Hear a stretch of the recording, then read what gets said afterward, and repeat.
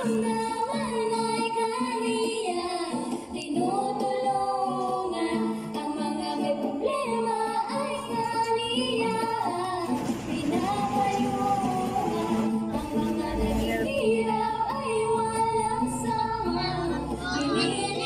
Supportahan po natin Dong Tigidong, member po ng Team Malasakit, na wala po rin sawang tumutulong sa ating mga kababayan. Supportahan niyo po Dong Tigidong. Ayun po mga kalingap, supportahan po natin si Dong Tigidong, isa pong charity vlogger na walang sawang nagpapatid po ng tulong, naghahatid ng tulong sa ating mga kababayan. Hello, magandang hapon po. Ngayon po ay araw ng Sabado, no? Ngayon po yung dating ng bagyong Pepito dito po sa Bao Camarines Sur, at ngayon pong hapon ay nakatas na po ang signal number po dito po sa buong Camarines Sur. So ngayon po naglakad-lakad tayo, ang ating Team Royal Lipat ay pasyalan natin ang ating mga tinutulungan, kagaya po ni Fatima tsaka yung kanyang nanay. Pasyalan po natin ano po ang nangyari at ano pang update sa kanila nung nakaraang bagyo, ano po ang kanilang update. Ano, ito, bigyan po natin sila ng tinapay, pasalubungan natin sila, binik po silang tinapay para po meron tayong pasalubong kay Lola.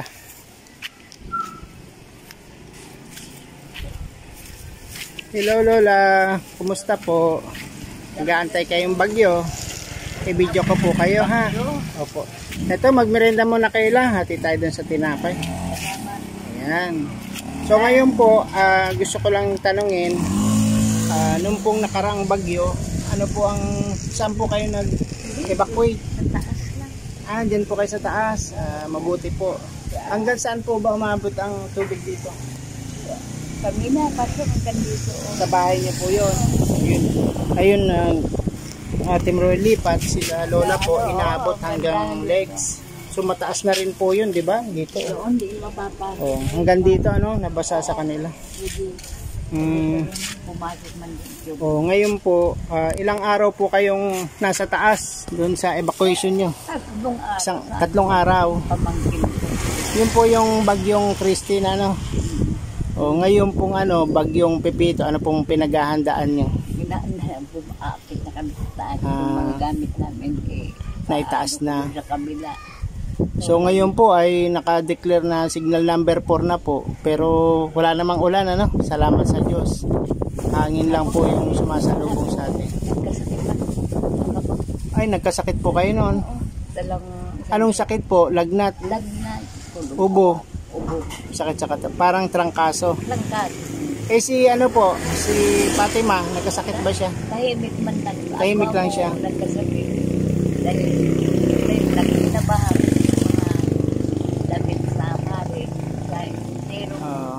Ano yung putik. Pag doon po naka-evacuate siya, hindi naman kayo nahirapan sa pagpapasiar sa kanya? Ay, tahimik man lang. Tahimik lang. Nagsasabi naman siya. Pag muna sisindakan sa kailang niya. Opo. Hindi na matulog. Hindi siya natutulog pala. Magdamag na ka magbantay. Ayun. Ngayon ay nandito kayo sa labas, naghihintay kung aakyat na o hindi pa, ano? Mamaya ka. Sabi mo bago kami umakyat, pakainin ko na. Opo. Kain muna. Gusto niya ba yung tinapay? Tsaka pansit? May ko kami. Nagpansit po kayo? Na tinuturo siya sa loob ng tinda. Aakyat na daw. Nanod na. Nanod na. Kawala nga na ito nakapunta doon sa simbahan. Nitong kahapon. Ngayong tanghali, nakarating siya sa simbahan. Nag-CR lang ako paglabas sa simbahan. Opo. Paano nyo nalaman na nandun na siya? Nakita ko. Nandun din kayo. Sumusunod na sana sa taas. Simbahan. Naku, saan? Ano na kumika? Hindi nyo kasi siya tinali kanina, ano? Pinakain. Tapos, di ba, tinali nakawala. Yun, nakawala. Paglabas ko doon sa nakita ko. Ay, kung di ko nakita, maghanap pa ako. Tsaka lang ngayon, konti lang masyado yung dumadaang sasakyan, di ba? Kasi nga, may bagyo na, wala na masyadong tinatago na nila yung mga kotse nila sa mataas. Kasi kung babaha, malulubog. Opo. Nung pong nagkasakit kayo, anong ginamot nyo sa sarili nyo? Nagpagamot. Pa-check up ka uli? Nagpa-check up. Sa center? Oo. Kay Doktora Dato. Kay Doktora Dato. Marami ring binigay sa inyong reseta. Wala naman yung kasita.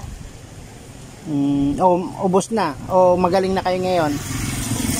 Medyo okay na. Okay, hindi pa man ubos. Pero Mm, pag sasabi ko si Doktor na magaling na, oo nga po. si Doktor Dato. Wala naman pong sakit ng ulo, hindi sumasakit ulo ni Fatima. Wala naman. Maganda ng Pag may nararamdaman, magpapaano ko. sumesay niya. Sasabihin niya, ito masakit, ito. Asal pa rin ko, no? So siya po, gatas po, kailangan niya ba ng gatas? May Opo. ibibili Kung ka meron, ng eh, gatas. oo. Wala man kami. Pero healthy naman siya, hindi siya namamayat. Kaya pa, hindi mo siya pinapapabayaan. Continuous lang pagkain, wag na malipasan. Wow. Kasi gagala siya ng gagala. Na, pag may dumadaan, may katali. Sabi ko lang yan. Nagsisinya siya. Titigulin niya mga dumadaan. Sisinya sa tiyan. Kaya niya. Okay. Nakakapag-communicate siya sa, sa mga neighbor. Hindi siya nag-aalmusan. Opo. Kain na pananghali. Oo nga. Ayan la, napakabait niyo pong nanay kasi yung edad niyo po na ganyan, dapat kayo na yung inaalagaan ng anak, di po ba? Alam niyo ba yung nanay ko, 81, nagpapaalaga na yun sa akin. Si Lydia. Opo. Yun tinutulak ko na yung puwet niya, pagtatayo, o kaya hilahin ko. Nahirapan na siyang tumayo. Sa akin, ang anak ko, isang babae. Opo. Ito, mabuti ito, maano yung isip nito. Opo. Hindi man siya alagaan. Kaya nga siya ang aalagaan talaga, Siya ang alagaan. Kaya nga po naging na yung buhay nyo, naubos nyo na yung panahon nyo sa pag-alaga sa kanya. 41 na siya ngayon, Ito lang na. Oo.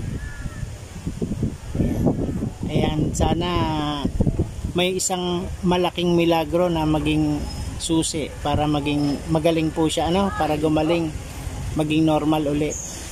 Pagkapanganak po ba, ganyan na siya, may epileptic na? 2 buwan, okay. 2 buwan. Nung 2 months nakita nyo na gano'n na siya. Nakakaganda ko, gulong gagawin. Nanginginig-nginig. Sa utak po yun, naapektuhan. Kasi hindi ko man kasi pina-x-ray ko doon sa BNP. Opo. Ang sakit niya sa kaliwa. Kaliwang part ng ulo. Hindi ko alam. Opo. Kaliwang part ng ulo. Hindi mo. Oo nga po. Maano pa nga ni, makonswilo pa nga ni. Bago alipin nag-fix yung ulo. Pinaliguan. Tapos, nakatulog. Hindi siya makatulog. Paano na nakatulog Dali-dali yung mga Kinabitan ng aparato. ano yung wire ba? Kinabitan ng mga wire. Tapos pirang-piraso na lang, gumising na ito. Parang CT scan siguro siya, CT scan. Yung iba sulat lang, sulat ka rin. Ano po yun, ang tawag doon, parang ECG. May sulat-sulat.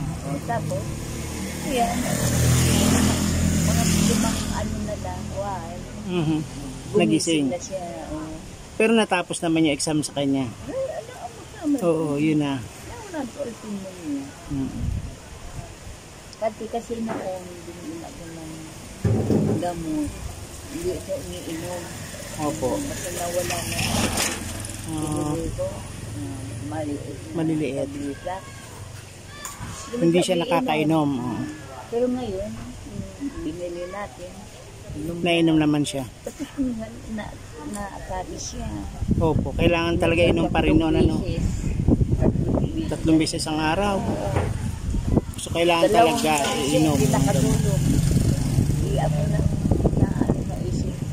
Kayo yung nag-aalala kayo masyado. Na-stress kayo, hindi kayo nakakapagtrabaho.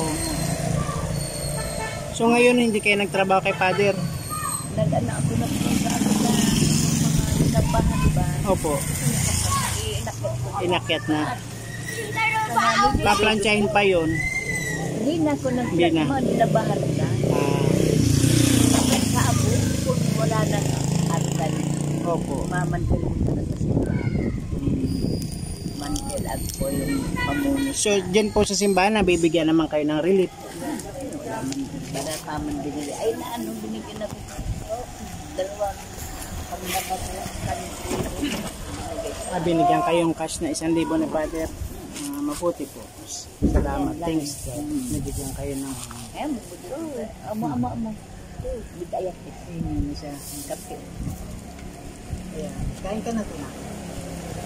So, ano nga pumunta ako dyan sa Bidural, wala nang halos tinda, punong-puno pa yung bumibili, takol pa. Ano na, nagkakaubusan na lang. Tinapa. Kaya sakto, nakabili pa ako. Sabi ko, bangayin ko ito kay Lola. Tsaka kay Mama, tinaman ko din siya. Salamat sa Diyos, nabigyan kami ng pambakal ng tinapay ngayon. Nabigyan ko rin si Fatima at si Lola Remedios. Ingat po kayo lagi at God bless sa ating lahat. I-pray po natin lagi ang kalagayan ng Fatima. Isang milagro na siya ay gumaling. Maging normal siyang tao. Kape pag bumili raw ko ng kuruma. Hindi man ako yung pinisipan ko sa Ay, hindi. Basta sa natin bumili. Hindi yan ibibigay sa drugstore. Kasi pag nag-isip yung doktora, yan. Opo. Ako nag-doktor. Nag-resita para na makatulog ay iba. Ay, wag po yun. Kailangan ay reseta talaga yan. Kasi po nito, Baka lalong maapektuhan siya kung painom na iba-ibang gamot. May condition kasi yung isip niya eh. hindi mo yan. Para ikaw makatulog. Kung hindi makatulog, ikaw rin hindi matutulog. Binaban sa'yo. Kuminsan, pinalalakas mo na lang sa lampungit.